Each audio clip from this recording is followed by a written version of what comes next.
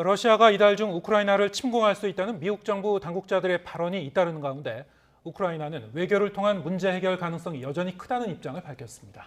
이번 주 하와이에서는 한미일 북핵 수석대표 협의에 이어 3국 외교장관 회담이 열릴 예정이어서 광범위한 대북 공조 논의가 이뤄질 전망입니다. 오늘 아침 세계는 조수영 기자와 함께하겠습니다. 안녕하십니까? 네, 안녕하세요.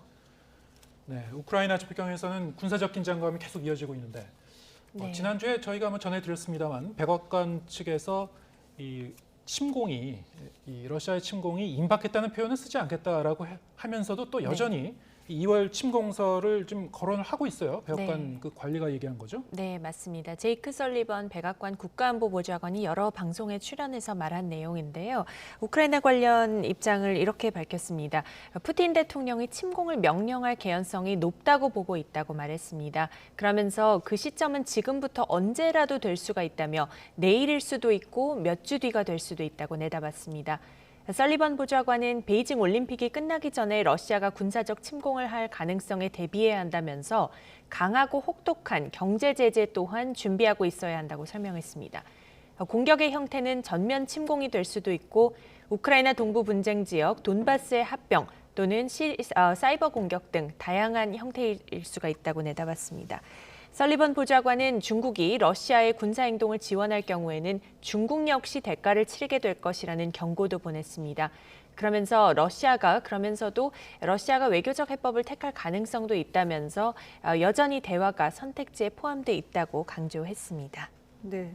러시아의 침공 가능성은 설리번 보좌관뿐만 아니라 미국의 다른 정부 관리들도 이달 하순쯤에 러시아가 침공할 가능성이 있다라고 얘기를 했다고요? 네, 맞습니다. 미국 정부 고위 당국자들이 상하원 관리들과의 비공개 회의 자리에서 말한 내용인데요. 아직 푸틴 러시아 대통령이 침공 여부와 구체적인 형태를 결정하지는 않았지만 판단을 내릴 경우 실행 시점이 이달 하반기가 될 것으로 내다봤습니다.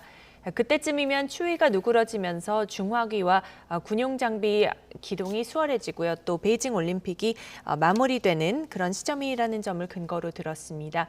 이들은 또 러시아가 우크라이나 전면 침공에 필요한 전투력의 한 70% 정도를 우크라이나 국경지대에 이미 배치한 상태라고 전했는데요.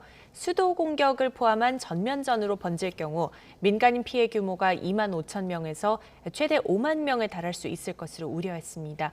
또 100만에서 500만 명의 피난민이 발생해서 유럽 대륙의 난민 위기를 초래할 가능성도 제기를 했습니다.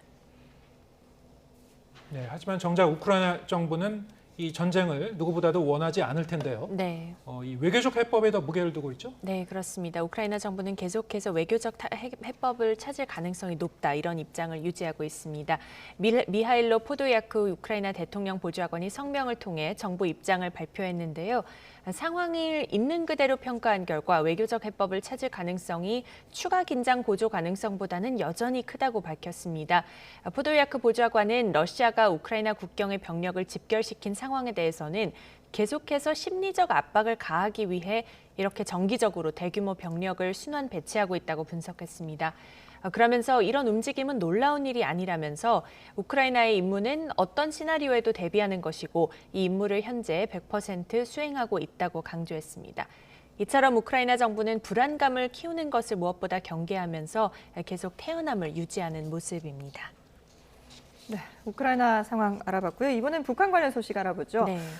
한미일 북핵 수석 대표가 이번 주에 직접 만나서 이와 관련한 협의를 한다고 하죠. 네, 맞습니다. 한국과 미국 그리고 일본 북핵 수석 대표가 이번 주에 하와이에서 만납니다. 미 국무부는 보도자료를 통해 성김 대북 특별대표가 오는 10일에서 15일 하와이 호놀룰루를 방문한다며 이같이 밝혔습니다. 우리 외교부는 한미일 3국 북핵 수석 대표 회동이 오는 10일에 열릴 예정이라고 확인했습니다. 우리 측에서는 노규덕 한반도 평화교섭본부장 그리고 일본에서는 후나코시 다케이로 외무성 아시아 대양주 국장이 참석합니다. 한미일 북핵 수석 대표가 3자 대면 협의를 하는 것은 지난해 10월 중순 워싱턴 DC에서 만난 이후 4개월 만인데요. 북한에 잇따르는 미사일 발사에 대응하기 위한 3국 협력의 중요성, 또 납치 문제 해결을 비롯해서 광범위한 이슈를 논의할 전망입니다. 또 오는 12일에는 호놀룰루에서 한미일 외교장관 회담이 열릴 예정이어서 이를 앞두고 북핵 의제를 사전 조율하는 자리가 될 것으로 보입니다. 10일에는 한미 그리고 한일 북핵 수석대표 양자 협의도 각각 예정돼 있어서 관심이 쏠립니다. 네, 끝으로 코로나19 백신 관련 소식 알아보죠. 화이자 백신을 3차까지 접종하면 부스터샷을 맞으면 이제 감염을 막을 수 있는 이 능력이 크게 증가한다. 즉 이제 중화항체 값이 50배까지 늘어난다는 연구 결과가 나왔어요. 네, 그렇습니다. 일본 정부 연구팀에서 나온 내용입니다. 일본 후세잉 노동성 연구팀이 지난달 14일까지 화이자 백신으로 3차 접종을 마친 의료 종사자 250명을 대상으로 항체의 양을 조사했는데요.